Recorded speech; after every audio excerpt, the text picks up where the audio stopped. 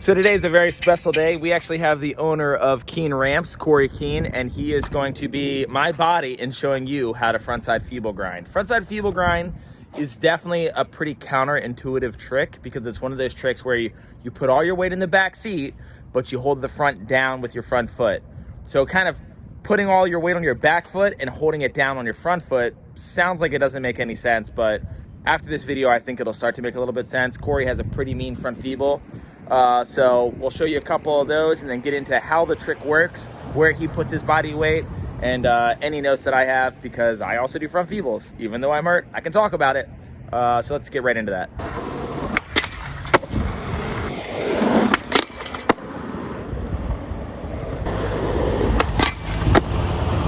So some of the things you're definitely going to want to learn this trick is frontside board slides, and you need to be able to hold them pretty decently. Frontside 50-50s need to be very consistent, and also you need to be able to hold it pretty well. It doesn't matter whether you cross lock or heel side. So real quick, I'm gonna have Cory show you the level of front boards and 50s you wanna be able to do. So basically for this rail, it's 6 feet long. You wanna be able to slide the whole thing, 50-50 the whole thing. So he's gonna demonstrate. If you got front boards that solid, you're probably good on front boards. Let's see a 50-50, Cory.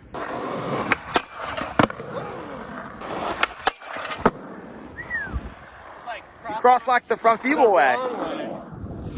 If you can cross lock your 50-50s that way, then you already can front feeble.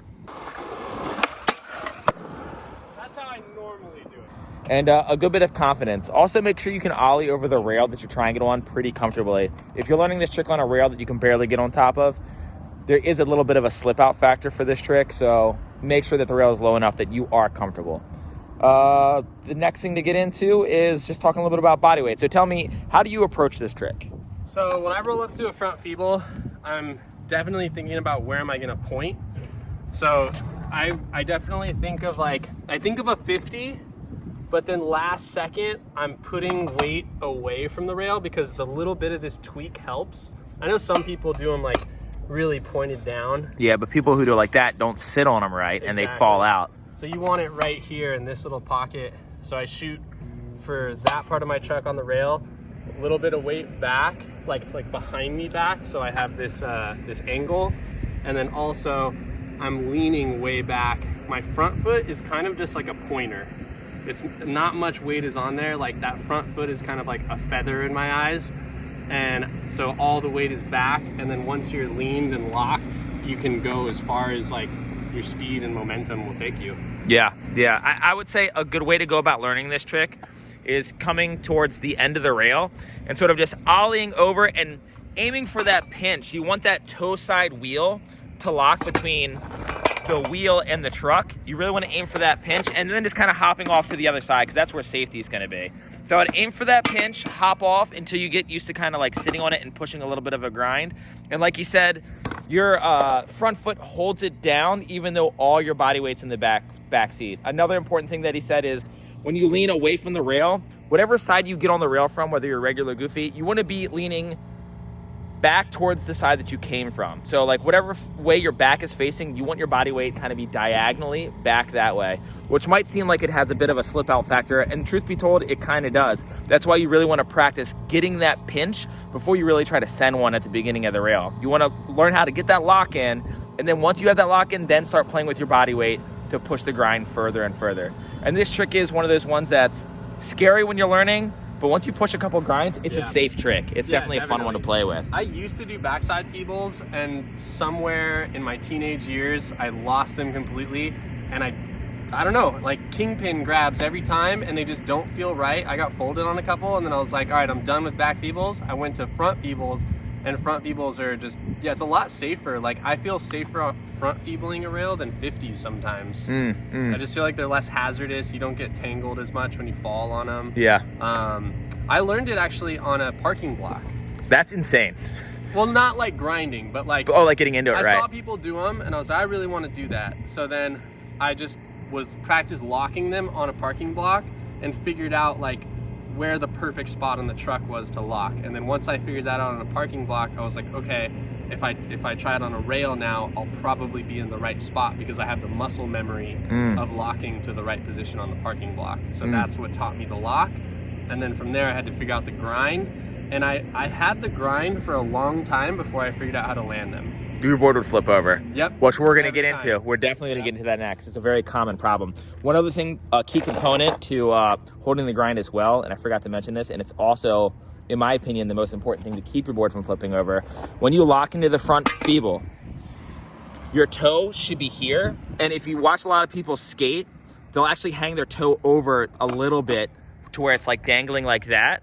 And that's really going to put your pressure over the truck and pinch this down to the wheel like that, and that's just gonna hold the lock in that much better. So you really put pressure kind of on your toe to hold the grind longer.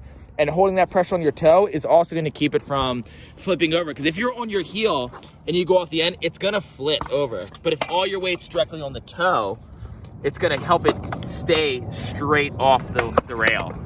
And it's one of those things where you start off the front feeble in the back seat, like you said, but when you're coming off the end of the rail, it's almost you're turning it into a 5-0 grind. Almost for a second, you're starting to lift up, and that's gonna keep it from flipping over. So yeah, you're in, you pinch, you lock, you grind for as long as you want to grind, and then once you're approaching the end, it is kind of a lift up to a 5-0. So you're here, putting the weight over this wheel, and then that kind of keeps it straight.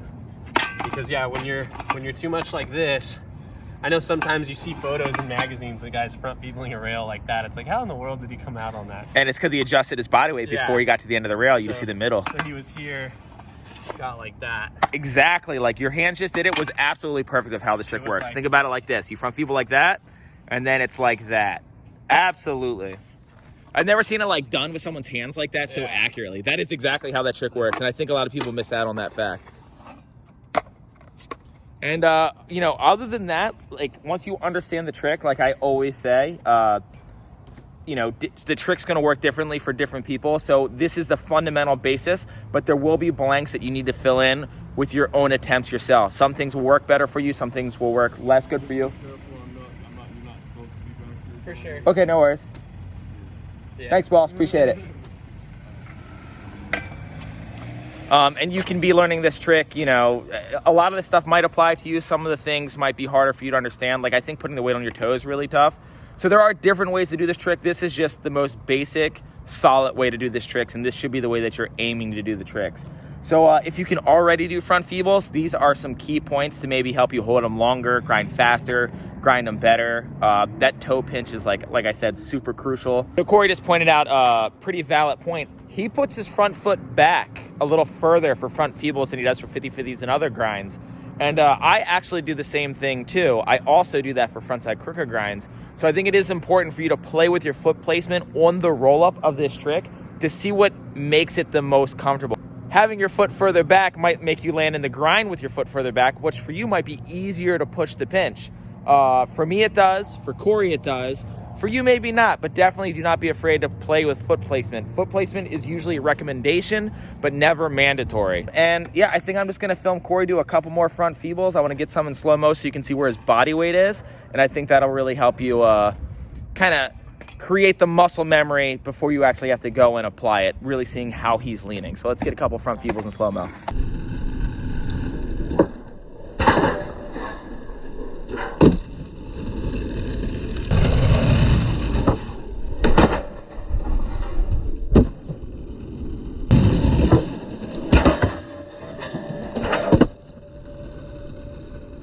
So a couple other things that I'd like to point out. Once again, this is personal preference, but approaching the rail. I know I like to ride at the rail slightly diagonal, not parallel, but not too crazy. If I go at this angle, I'm ending up in front board. If I go at this angle, I'm pretty much ollieing over to backsmith. So I like a little bit, you know, a little bit of a slant to it, but nothing too crazy. Also, as far as rail preference, I prefer round. You prefer? Same. Round.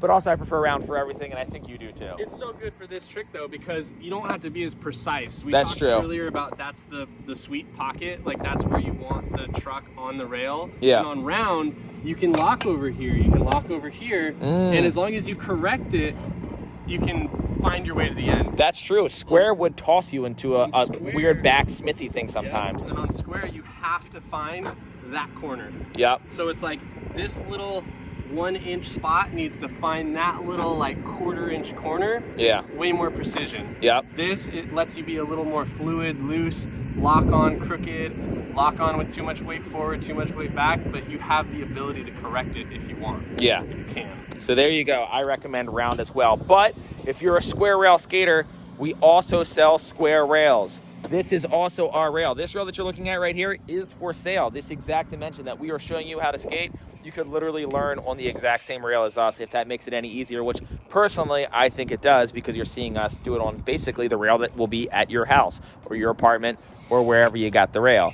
You can find this rail, the square rail, and a ton of other obstacles at our website, keenramps.com. Link will be down in the description. We also do mini ramps, of all sorts of shapes and sizes with extensions, and basically you name it, you can get it with us.